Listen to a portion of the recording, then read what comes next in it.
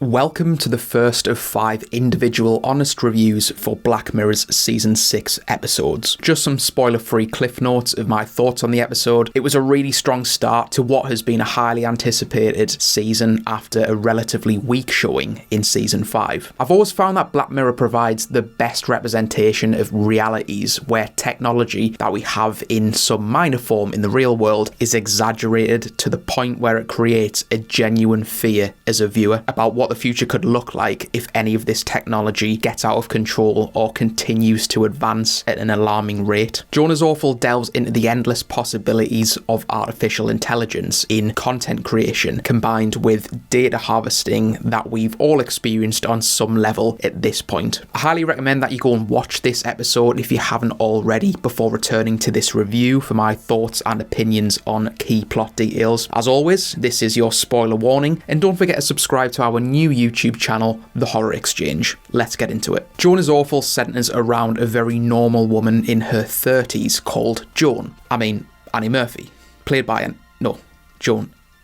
We'll explore this more a little later on. Joan lives a relatively regular life in American suburbia. She works in a standard corporate office, trapped in a middle management sandwich, which she later describes to her therapist as something which doesn't add anything to her existence, and she feels like she's on autopilot as a side character in her own story. There's many bland aspects of Joan's life which are creating a drag on her purpose as a human. She gave up a passionate physical relationship with her former partner Mac for a safe, stale engagement to her fiancé Krish. In a moment of bad judgment, Joan meets with Mac at a restaurant. Now there's a great little Easter egg here for those with perked ears. The song that's playing in the background in the restaurant, Anyone Who Knows What Love Is, was sang by the protagonist from 50 Million Merits at the talent show, and this inclusion actually got me psyched more than it probably should have. I'm just so happy to be back inside the Black Mirror universe. Very nice bit of bonus content there. She leaves Mac at the table after he lets her know what hotel room he's staying in for the next 3 days, and goes back to her safe relationship at home with Krish. They relax on the sofa and put on Black Mirror's copyright-free version of Netflix,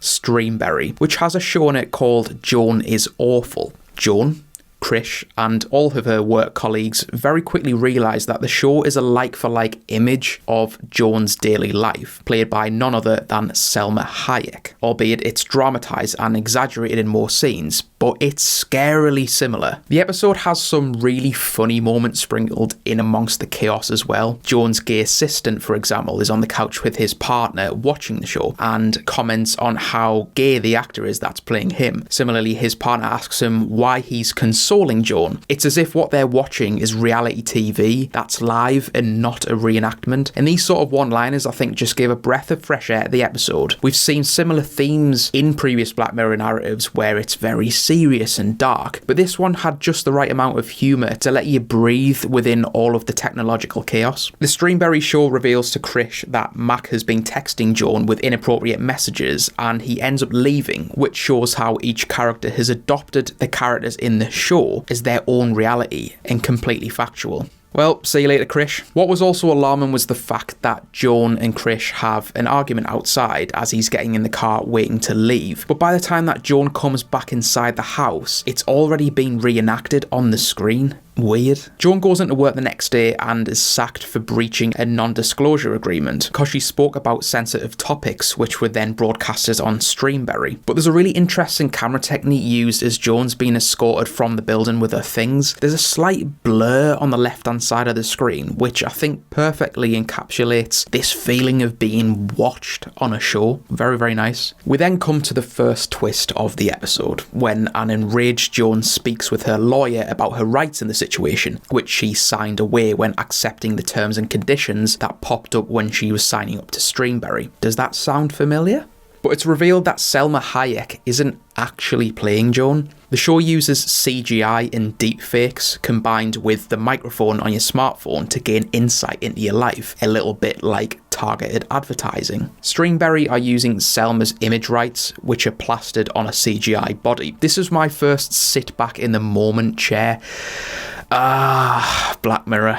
We've seen this used before to some degree. The most well-known example I can think of is when Paul Walker died and they used his image on his brother's body to film that famous scene where he and Vin Diesel part in the road. Black Mirror has taken this concept and absolutely ran with it. After finding out that the legalities are watertight and Streamberry can't be sued, Joan goes a little bit mental. She decides to eat multiple burgers, down a bottle of laxative, and then burst into a Catholic church in the middle of a wedding ceremony and defecate on the floor. She then waits for it to be streamed before laughing sadistically to herself. Annie Murphy's acting is absolutely spot on here. She goes for this intoxicated Harley Quinn look as she raises 2 bottles in the air, watching herself. This definitely gets the attention of Salma Hayek, who sits down with her lawyer, being disgusted at the grotesque acts which have her image slapped all over them. She also finds out that she can't sue Streamberry either, and then she goes to Joan's house where they plot to take out the CEO, Mona Javadi, by destroying the computer servers which create the show. I want to take a moment to highlight the superb acting from Selma during her scenes. I've seen her in a lot of comedies at this point, but she was hilarious in this episode, especially the part where she reveals that the reason she signed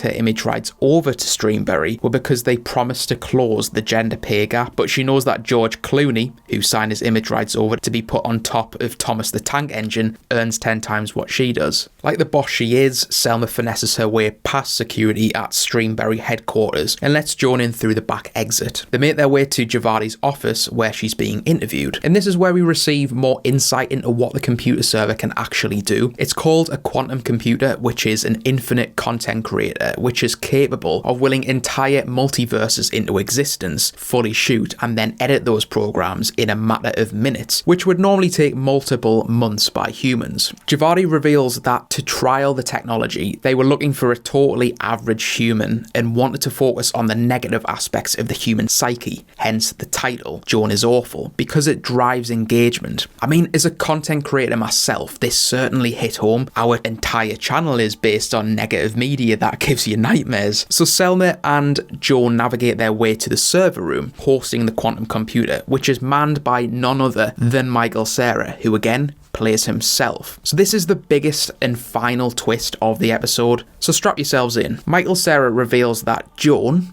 is not the original Joan, or as they call it in Black Mirror, Source Joan. The Joan that we've spent the whole episode watching is another version of Source Joan who lives in reality. And there's multiple layers to this, or should we say multiple verses, which corroborates with what Javadi was saying. She is a random version of Source Joan, so the Joan that we've been watching is a version of Joan played by a digital likeness of Annie Murphy. So the real life version of the actress Annie Murphy has also sold her image rights to be used on this version of Joan. So when Source Joan watches the series Joan Is Awful, she sees Annie Murphy playing her. When the Joan we've been watching, played by Annie Murphy, watches the series Joan Is Awful, she sees Salma Hayek playing her. The show is divided up into fictive levels. Annie Murphy's version of Joan is fictive level 1. Salma Hayek's version of Joan is on fictive level 2. So basically, if you want to call it that, this entire episode of Black Mirror is an episode of Joan Is Awful. It's not reality. Very, very, very clever stuff, and hopefully I've made that clear to anybody who hasn't grasped it yet. Joan is now standing inside the quantum computer room, confronted by Javadi, who reveals that they will all die if she puts an axe through it, and she begs her not to do it. But Joan says it doesn't matter what she wants, because the reason she's in there now is because Source Joan has already made the decision to be in there. It's ultimately not up to her. Her events are on autopilot. She smacks the quantum computer, destroying it, and Annie Murphy turns into Source Joan, while Salma Hayek turns into Annie Murphy, who is actually friends with Source Joan in reality. So to conclude, wow.